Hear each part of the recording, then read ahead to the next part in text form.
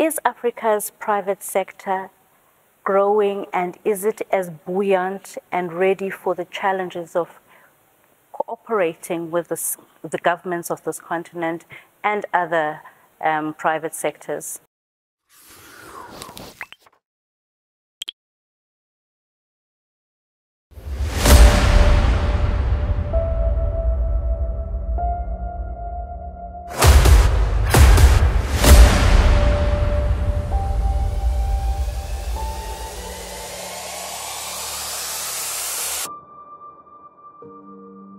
Excellency, we come from a region, you and I, of uneven development and many infrastructure backlogs.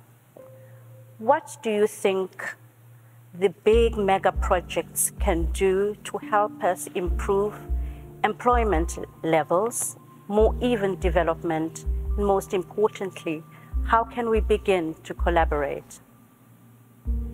Well, we have to look at each country's background. The history of each country contributes to where we are in terms of the level of development, in terms of the acquisition of technology in our respective economies. But at the end of the day, history is the past. We now have to look into the future and to say, what must we do for ourselves to improve the lives of our people into the future? In my view, speaking about Southern Africa, SADC in particular, all the member states of SADC have different histories and the size of our economies are different. But it is necessary that we integrate, we talk to each other, we have conversation about how we move forward. It is necessary that I should mention at this stage that the current crop of leadership in Southern Africa, SADC in particular, is now different from the founding fathers of SADC. The liberation leaders. Yes, because their task at the time they were seized with the task to liberate our region, that every single country in our region should be independent. So theirs was a political struggle to gain independence, freedom, and dignity of our people. But our current crop of leadership have a different task to achieve. It is now economic rather than political. Yes, political because we must deepen our democracy. That is political. But it is necessary that we now grow and modernize our economies. We must be able, as we develop individually, make our economies talk to each other, have a conversation to each other. Now you are talking about major projects in our respective countries. What comes to mind immediately is the major projects that are applicable to the region. Things like energy. We have a deficit of energy in the entire SADC area. So we must look at how we must collectively resolve the issue of energy in Southern Africa or in SADC in particular. That's number one, so that as we move forward, as we modernize energy or electricity is critical to achieve that objective. Then secondly, the issue of infrastructure. Some infrastructure is domestic, that is, it's national. Some infrastructure is regional. If you look at roads, we must have roads that speak to each other. We must have roads that are developed a standard that is acceptable to the entire region in our area. Let us look at our railway infrastructure. Our railway infrastructure was developed separately during the colonial period, but now we must make sure our railway system and networks must speak to each other.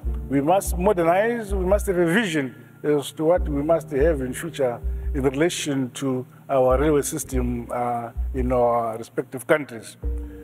I think something like of the 15 or 16 countries of SADC, I think 12 of them or so are landlocked.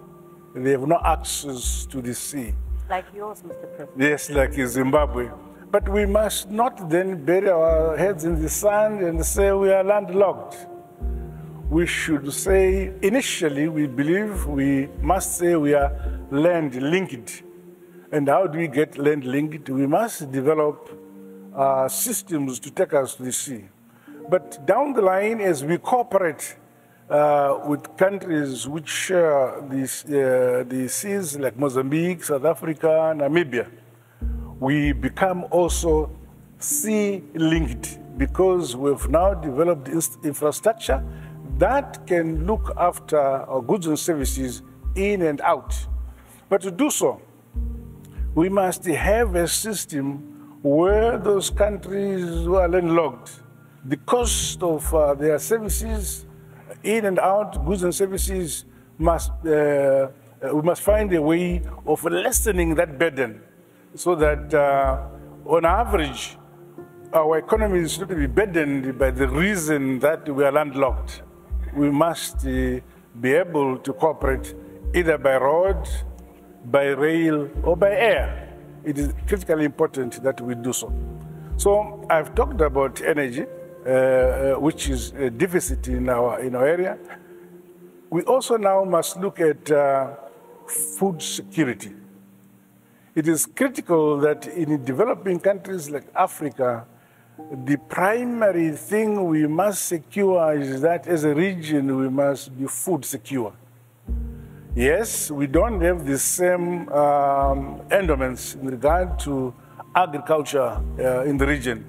But I believe that if we modernize and mechanize our agriculture and have a focus as to where we want to reach in relation to making our region food adequate, then we must cooperate in mechanizing our agriculture, in modernizing our agriculture, and having each member state doing the best depending on the advantages they have in terms of agriculture, wildlife, or livestock. That is another area. Then the next thing that follows is that we are also endowed with minerals, but not every member state of SADC has the same number of minerals in the ground. But we should say that in the past, when our founding fathers were concerned about liberation and freedom, political freedom and democracy, we continued to exploit our resources and send them out unprocessed without beneficiating our own materials, our own minerals. But now, under the current leadership, we are agreed that it is necessary that we look at having technology brought into the region to beneficiate our minerals together. At the end of the day, in the past, even the minerals, we had no capacity to be effective in the global market. It is also necessary now that as we develop, as Africa joins the global market, we also in our region must make sure we don't limit ourselves to the level of production, primary production. We must move forward to agro-processing and the beneficiation of our minerals in the country and then participate directly into global markets. This is what I believe we should do in our region. So our task with the current leadership is that we must continuously interrogate what we must do. In my view, we bring in the type of education that must now be in our region. In the past, we were taken to school 50 years ago, 60 years ago, in order to be able to be clerks or nurses. But we are not given education to be innovative for our own needs, to address the challenges which we face, and by ourselves develop technologies to attend to the particular challenges which we face as a region. So again, we are now talking to our higher institutions of learning to change the curriculums so that they address and they speak to the type of product we must produce in our institutions in order to develop ourselves. Yes, it is necessary.